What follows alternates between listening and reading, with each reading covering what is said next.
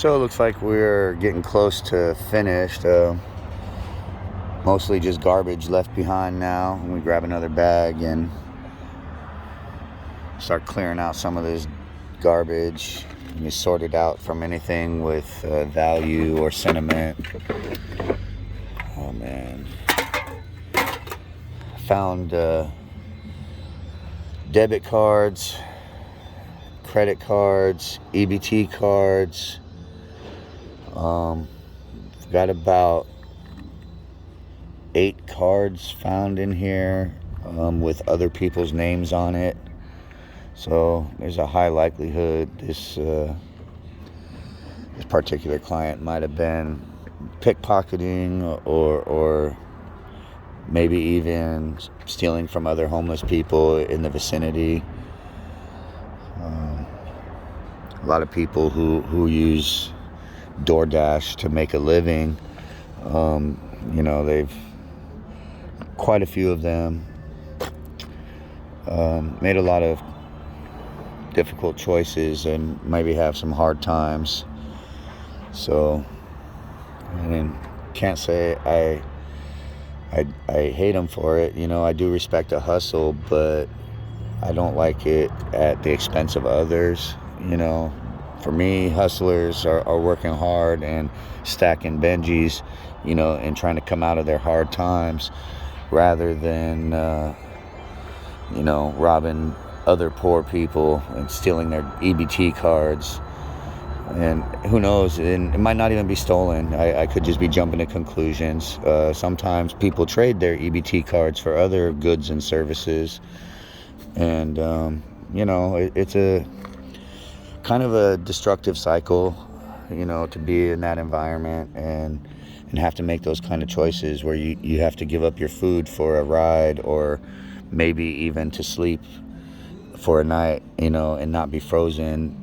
So sometimes they sleep in the cars, avoid the frost. It's been getting pretty cold out here in Sacramento the last couple weeks. We've had a few freeze warnings. Oh man, I'm kind of scared to stick my bare hand under there. I've already found some tools and knives, and I think this is a Dasher card or something, I don't know. Some kind of sleeve for your Pokemons. Oh, really nice of him to, protect my dashboard. Appreciate that. Didn't do much else to protect the car, but at least he blocked the sun from the dashboard.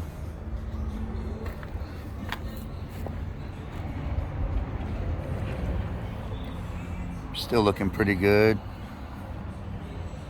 Probably have to just clean up that debris, get rid of the garbage.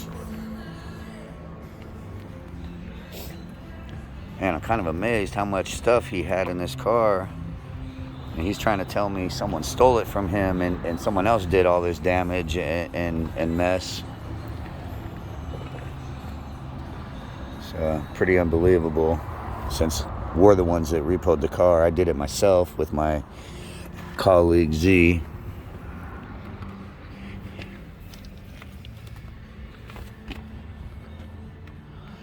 Maybe if I get a little more competent, I could upload some back and forth text messages that I've had with this particular client. State my case that he's been lying, and I didn't blatantly call him a liar, but I let him know that the evidence is pretty hard to overcome. Because we pinged the car at the location where we repoed it from at multiple times, throughout his rental. So if he's claiming that somebody stole the car and we picked it up from a location where he's been pinged at quite often, that's obviously him lying. So I let him know too, right now it's not an issue about criminal matters because this is just a civil matter. It's only money. Money fixes this problem, and I know I'm not going to get it from him, but I do carry enough insurance to cover the physical damage and I'll get a little bit of reimbursement for the cleaning. If we take it to the detail shop, it's going to cost $350 to clean it up, and I'll get $75 reimbursed, which, small price, but it's something. It helps offset, and maybe I can get the rest by selling his stuff if he doesn't come claim it. But I let him know it's not a criminal matter, but when the insurance company calls him to find out about the physical damage, we got a busted fender, and the wheel, the axle is bent. Looks like we got a little damage on the bumper cover as well. So this is probably about $3,500 worth of damage at the body shop, and it's probably going to take about 4 months to resolve the insurance claim. So unfortunately, nobody's going to be able to make a living using this car until halfway through the year. And I won't make money on the car, obviously, while it's waiting repairs and insurance claim. But pretty much once the insurance comes and gets what they need, their pictures, and makes their estimate, I could pretty much go ahead and get it repaired right away. I have a pretty cool body shop in my network, and he's gonna get on it as soon as I drop the car off. I'll probably have it done within 5 days after that, and I could go ahead and pay him in advance, and the insurance company could lag all they want, and then I could hopefully get this back on the road quite a bit sooner, by just paying the body shop up front. And that way I won't have to pay storage fees. I won't have to have too much more extra downtime. My experience since 2017 working with these insurance companies, they're understaffed and not really, I don't know if it's in their best interest to take a long time on these claims, but yeah, it's just, for some reason, they're pretty slow to pay, and I pay daily for my policy. Each day that the car is rented, I have to pay a premium, plus I have to carry my own car insurance for liability for when the car is in my possession. And it does get a little costly, so that's why we charge $35 to $45 a day for our cars. They're still fairly competitive in pricing in our jurisdiction. So I tend to be on the lower end of the pricing spectrum because I enjoy getting long-term clients who love the car that they're in and kind of want to be addicted. I want them to be addicted to it. So I take good care of the cars. I get the cars cleaned up. And, my partner's repair shop is on standby for us, so we get high priority service when our cars come in, because we need those drivers out there making money, so we get the car fixed as soon as possible. Very rarely we have to keep the car overnight or extended period if we're waiting for parts, but most of the time we have enough connections. We can get these cars back on the road within a day. Usually if it's going to take longer, I'll offer the client a opportunity to switch cars, and quite a few of them do take me up on that offer, but that only works if I have cars available, running, and in good condition at the time. And most of the time I do keep one car just in case something happens to the client.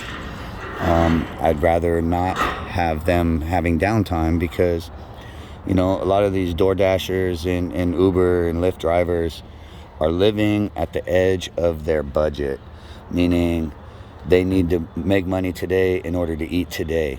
So they're not doing a good job saving up. They're not doing a good job making a lot of money. And these are hard jobs to make a lot of money on, and you got to pay car rent on top of that. It makes it even harder, you know. So I do try to coach my long-term clients on how to budget and how to prepare for future catastrophes that, you know, as long as you're breathing, a catastrophe could happen anytime. So, you know, I encourage everybody, even you guys watching and listening, you know, make sure you always got like, you know, $500 to $2,000 saved up, because you just don't know when you're gonna run into something weird, you know. You don't know when you might have to make a down payment on another car. You don't know when, you know, a accident, you know, sends you to the ER or you know, a urgent care clinic to get stitched up or something like that. You know, there's all kinds of things happen in life that you just really could fix with a few $100. And when you live on the edge of your budget, you sometimes got to beg, borrow, and steal just to make those ends meet, and it's not an ideal lifestyle. So my advice for everybody, you know, keep some money in your accounts. You know, don't live with a negative balance. You know, it doesn't take a whole lot of effort, just a little bit of sacrifice. You know, you don't need to have that Starbucks every day. You don't need, you know, $2,000 worth of Pokemon trading cards when you can't pay your car rent. You know, just simple decisions like that could mean the difference between eating or, you know, having a car to drive and make money with, or